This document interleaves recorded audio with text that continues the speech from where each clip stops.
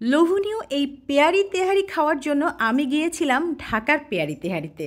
হ্যাঁ, এটা কিন্তু চিটাগং না, ঢাকাতে ওপেন হয়েছে পেয়ারি তেহারির একটা ব্রাঞ্চ, যেটা রয়েছে ঢাকার গুলশানে। আজকে লাঞ্চ করার জন্য আমি ঢুকে গেলাম পেয়ারি তেহারিতে। ঢুকে মনে হলো ঝকঝকা ফকফকা আলোর ঝলকানি। সত্যিই তাই, তেহারি বিরিয়ানি এই টাইপের রেস্টুরেন্টগুলোতে কিন্তু এত সুন্দর ডেকোরেশন থাকে না। যাই হোক, যে উদ্দেশ্যে আসছি সেখানে চলে গেলাম। মেনু চার্ট হাতে নিয়ে জানতে পারলাম আজকে নাকি তেহারির উপর buy two get one offer চলছে। Oh my God! তার থেকে অবাক হলাম এই কৌটার মধ্যে যে ঘি দিয়েছে।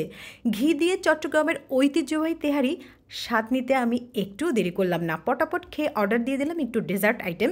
ডেজার্ট আইটেমে দিয়েছিলাম একটা ফিনি আর একটা ওদের সিগনেচার আইটেম এই কুলফিটা। আসলে কুলফিটা আমি রেটিংয়ে যদি দেই, এটা 10-এর 10, অন্যরকম একটা মজার ছিল। ওদের চাটা কেন মিস করব? চাটা দেখি কত লোভনীয় লাগছে, তাই না? চাটা কিন্তু এই যে সামনের একটা টি স্পট ওদের রয়েছে, এখানেই পাওয়া যায়। চায়ে চুমুক দিতে দিতে ভাবছিলাম আমরা যারা গুলশানের চাকরিজীবী আছি তাদের জন্য এরকম একটা রেস্টুরেন্ট কিন্তু খুবই দরকার।